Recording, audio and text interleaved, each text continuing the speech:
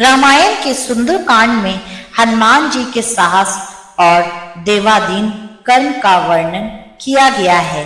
हनुमान जी की भेंट राम जी से उनके वनवास के समय तब हुई जब राम जी अपने भ्राता लक्ष्मण के साथ अपनी पत्नी सीता की खोज कर रहे थे। सीता माता को लंकापति रावण छल से हरण करके ले गया था। सीता जी को खोजते हुए दोनों भ्राता ऋषि मुख पर्वत के समीप पहुंच गए, जहां सुग्रीव अपने अनुयायियों के साथ अपने ज्येष्ठ भ्राता बाली से छिपकर रहते थे।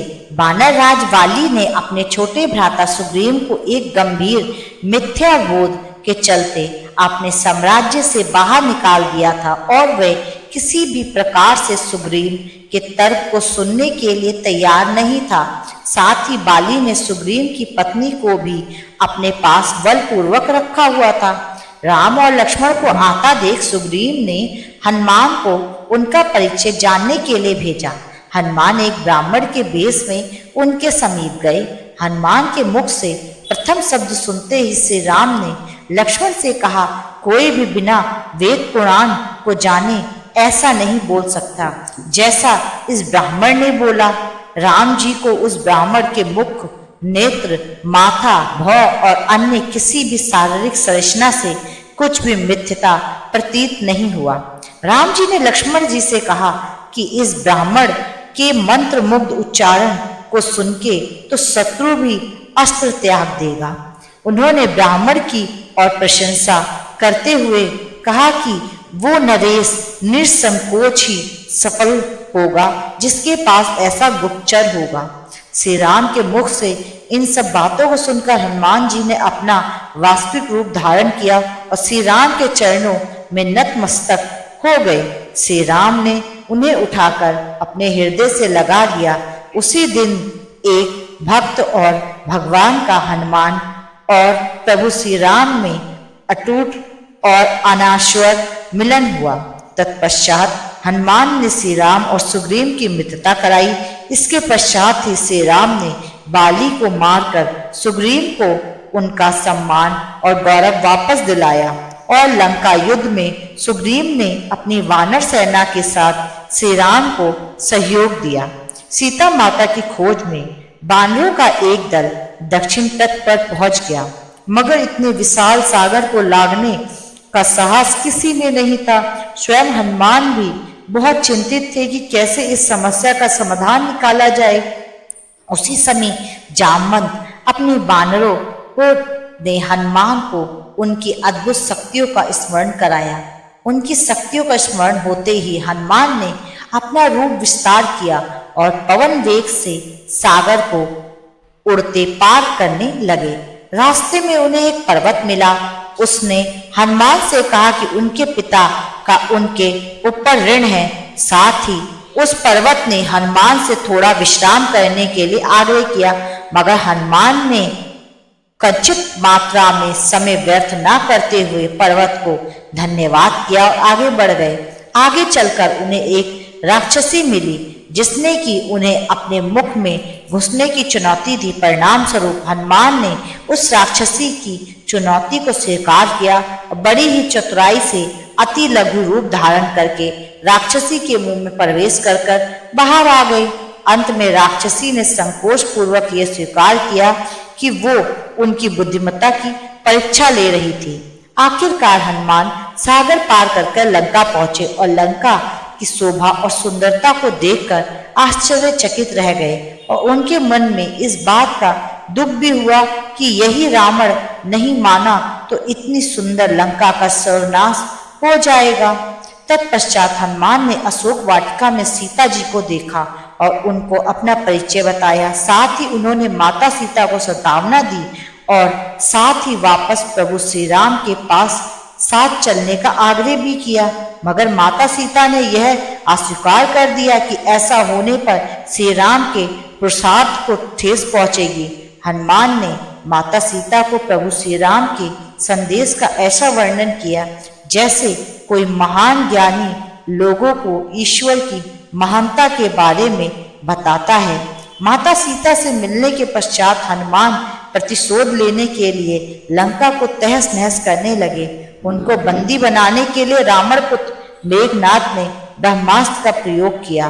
ब्रह्मा जी का सम्मान करते हुए हनुमान जी ने स्वयं को ब्रह्मास्त्र के बंधन में बांध दिया। साथ ही उन्होंने विचार किया कि इस अवसर का लाभ उठाकर वो लंका के विख्यात राजा रावण से भी मिल लेंगे और उनकी शक्ति का अनुमान भी लगा लेंगे। इन्हीं सब बातों को सोचकर हनुमान ने स्वयं को रावण के समक्ष बंदी बनाकर उपस्थित होने दिया। जब उन्होंने रावण के समक्ष लाया गया तो उन्होंने रावण को प्रभु श्री राम का चेतावनी भरा संदेश सुनाया और साथ ही यह कहा कि यदि रावण माता सीता को आदर पूर्वक प्रभु श्री राम को लौटा देगा तो प्रभु उसे क्षमा कर देंगे। क्रोध में आकर रावण ने हनुमान को मृत्यु दंड देने का आदेश दिया, मगर रावण के छोटे भाई विभीषण ने यह कहकर बीच बचाव किया कि एक दूत को मारना आचार संहिता के विपरीत है। यह सुनकर रावण ने हनुमान की पूंछ में आग लगाने का आदेश दिया। जब रावण के सैनिक ने पूंछ पे कपड़ा लपेट रहे थे तब हनुमान ने अपनी पूंछ को खूब लंबा कर दिया और सैनिक को कुछ समय तक परेशान करने के पश्चात पूंछ में आग लगाने का अवसर दे दिया।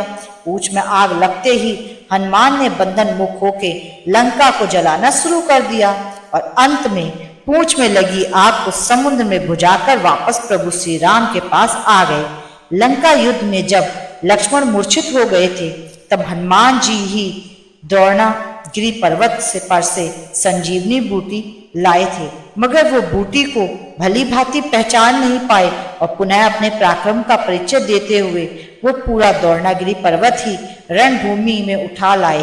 परिणाम स्वरूप लक्ष्मण के प्राण की रक्षा की। भावुक होकर श्री राम ने हनुमान को हृदय से लगा लिया और बोले, हनुमान तुम मुझे भ्राता भरत की भांति ही प्रिय हो। हनुमान का पंचमुखी अवतार भी रामायण युद्ध की ही एक घटना है। अहि रावण जो कि काले जादू का ज्ञाता था, उसने राम और लक्ष्मण को सोते समय हरण कर लिया और उन्हें विमोहित करके पाताल लोक ले गया। उनकी खोज में हनुमान जी भी पाताल लोक पहुंच गए। पाताल लोक के मुख्य द्वार पर एक युवा प्राणी मकरध्वज पहरा देता था, जिसका आधा शरीर मछली का और आधा शरीर वानर का था। मकरध्वज के जन्म की कथा भी बहुत रोचक है। यद्यपि हनुमान ब्रह्मचारी थे, मगर मकरध्वज उनका ही पुत्र था। लंका दहन के पश्चात जब हनुमान जी की पूंछ में लगी आग बुझाने के लिए समुद्र में गए तो उनके पसीने की बूंद समुद्र में गिर गई। उस बूंद को एक मछली ने पी लिया, वो गर्भवती हो गई। इस बात का पता तब चला जब उस मछली को अहि रावण की रसोई में लाया गया। मछली के पेट में जीवित बच्चे और उस विचित्र प्राणी को निकाला गया।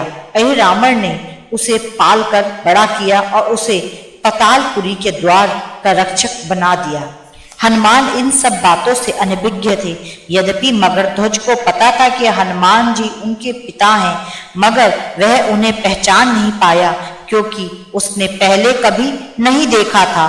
जब हनुमान ने अपना परिचय दिया तो वो जान गई कि ये मेरे पिता हैं, मगर फिर भी उसने हनुमान के साथ युद्ध करने का निश्चय किया क्योंकि पातालपुरी के द्वार की रक्षा करना उसका प्रथम कर्तव्य था। हनुमान ने बड़ी आसानी से उसे अपने अधीन कर लिया और पातालपुरी के द्वार पर बांध दिया। पातालपुरी में प्रवेश करने के पश्चात हनुमान ने पता लगा लिया कि अहि रावण का वध करने के लिए उन्हें 5 दीपकों को एक साथ बुझाना पड़ेगा। अंततः उन्होंने पंचमुखी अवतार धारण किया और एक साथ में 5 दीपकों को बुझाकर अहि रावण का अंत किया। अहि रावण के वध होने के पश्चात हनुमान ने प्रभु श्री राम के आदेश अनुसार मकरध्वज को पातालपुरी का नरेश बना दिया। युद्ध समाप्त होने के साथ ही श्री राम का 14 वर्ष का वनवास भी समाप्त हो चला था। तभी श्री राम को स्मरण हुआ कि यदि वो वनवास समाप्त होने के साथ ही अयोध्या नहीं पहुंचे तो भरत अपने प्राण त्याग देंगे। साथ ही उनको इस बात का भी आभास हुआ कि उन्हें वापस जाने में अंतिम दिन में थोड़ा विलंब हो जाएगा।